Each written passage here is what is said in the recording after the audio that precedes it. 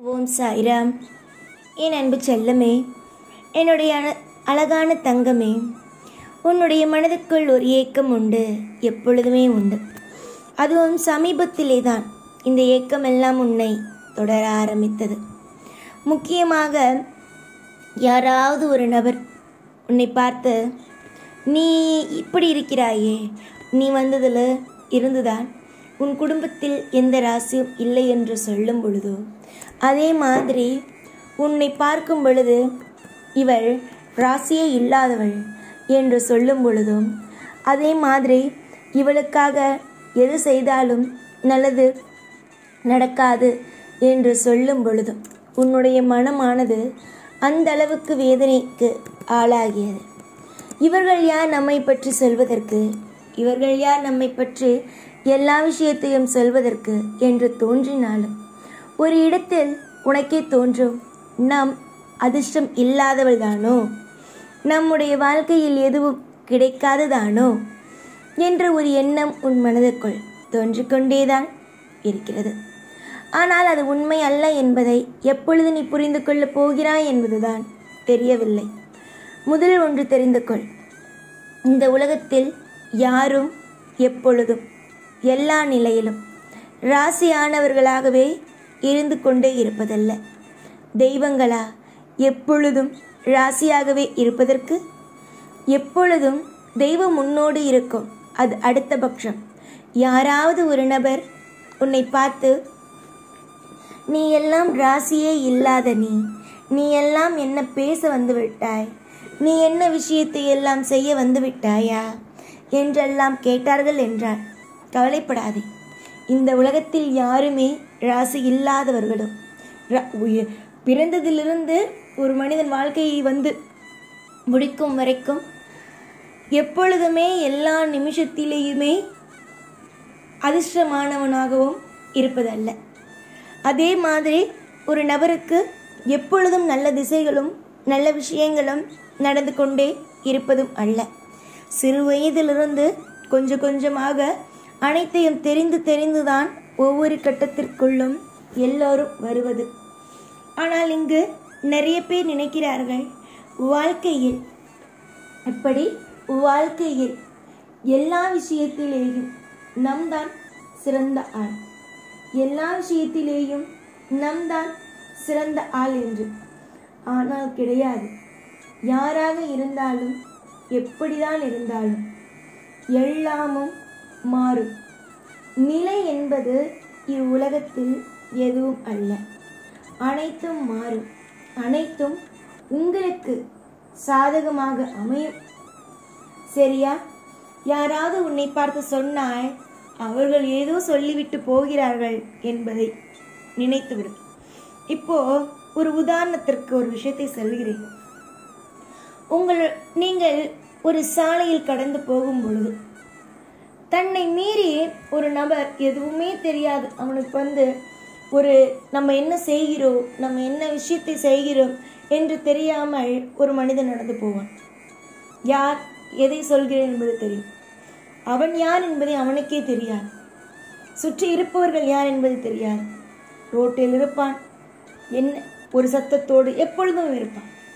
அவன் உன்னை பார்த்து ஒரு விஷயத்தை சொல்கிறான் என்று வைத்துக்கொள். அதை நீ என்ன நினைப்பாய்? அவனெல்லாம் ஒரு ஆளா, இவனெல்லாம் நம்மை பார்த்து சொல்கிறான், இவன் என்ன அதிர்ஷ்டத்தோடா இருக்கிறான் நினைப்பாய் தானே? அதே மாதிரிதான் உன்னை பார்த்து ஒரு நபர் ஒரு விஷயத்தை சொல்லும் பொழுது, நீ உன்னால் ராசி இல்லை, உன்னால் தான் உன் குடும்பம் இப்படி ஆனது, உன்னுடைய வாழ்க்கைக்கு நீதான் மிகப்பெரிய எதிரி, உன்னுடைய குடும்பத்தை உனக்கு நடத்த தெரியவில்லை, உன்னுடைய வாழ்க்கை துணையுடைய வாழ்க்கை, உன்னுடைய பிள்ளைகளுடைய வாழ்க்கை, இதெல்லாம் உன்னால் தான் இப்படி ஆனது, நீ அதிர்ஷ்டம் இல்லாதவள், இப்படி ஏகப்பட்ட துத்திரியமான வார்த்தையையும் அதே நேரத்தில் உனக்கு எந்த ஒரு சின்னதாக ஒரு சிறு விஷயம் வைத்துக்கொள், ஒரு சிறு விஷயம், ஒரு அழகான ஒரு விஷயம் செய்யவில்லை, தெரியவில்லை, இந்த மாதிரி சிறு விஷயத்தை உன்னை பற்றி சொன்னாலும் எதையுமே பற்றி கவலைப்படாதே. ஏனென்றால் அவனுக்கு தெரிந்தது அவ்வளவுதான். அவன் உன்னுடைய வாழ்க்கையில் பிறந்ததிலிருந்து இந்த நிமிஷம் வரைக்கும் உன்னோடு அவன் பயணிக்கவில்லை. ஆனால் உன் மீது ஏதோ ஒரு வெறுப்பிலேயோ, உன்னிடம் ஏதோ ஒரு இடத்தில் ஒரு திறமையான எண்ணத்தையோ பார்த்து நம்மை விட இவள் வாழ்க்கையில் முன்னுக்கு வந்து விடுவாளோ என்ற ஒரு பொறாமை எண்ணத்தோடும், அதே நேரத்தில் உன்னை வளரவிட்டால் நீ என்ன செய்வாய், உன்னை வளரவிட்டால் இன்னும் வளர்ந்து விடுவாய் என்றும் உன்னை மற்றவன் தாழ்த்துவான். அதற்கு பெயர் என்ன வைப்பான்? அதிர்ஷ்டம் இல்லாதவள் என்ற ஒரு பெயரை அந்த இடத்தில் அவன் வைக்கிறான். மற்றபடி அதிர்ஷ்டம் இல்லாதவன் என்றோ இல்லை மற்ற விஷயத்தில் அவன் தப்பானவன் என்றோ யாரும் எப்பொழுதும் எந்த ஒரு நிமிஷத்திலேயும் எந்த ஒரு நொடியிலேயும் அடுத்தவன் சொல்ற ஒரு வார்த்தையை வைத்துக்கொண்டு உங்களுடைய வாழ்க்கையை நீங்கள் வாழாதீர்கள். புரிந்ததா?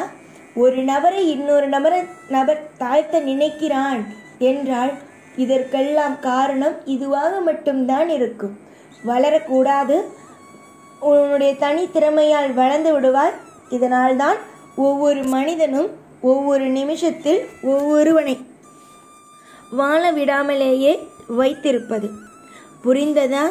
ஆனால் அதையெல்லாம் தெரியாமல் நீ என்னவோ உன் இஷ்டத்திற்கு ஏதேதோ பேசி உன்னுடைய மனதை நீயே காயப்படுத்திக் கொள்கிறாய். காயப்படுத்த வேண்டிய அவசியம் ஒரு பொழுதும் இல்லை.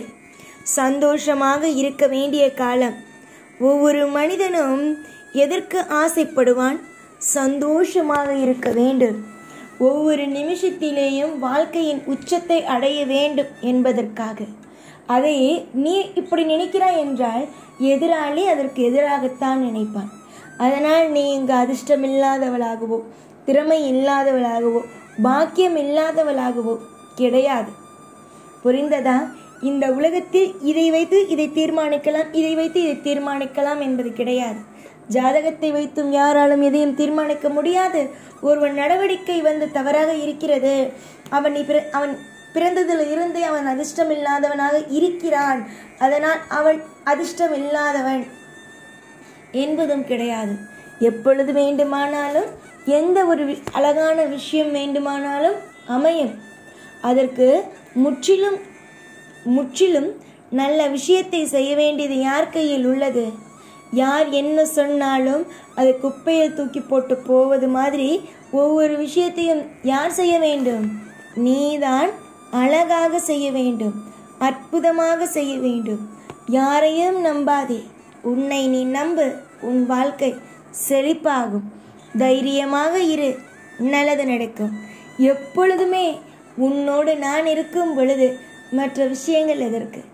நல்லதே நடக்கும். எப்பொழுது உன் கூடவே இருப்பேன். இந்த சாய்நாத். ஓம் சாய்ராம்.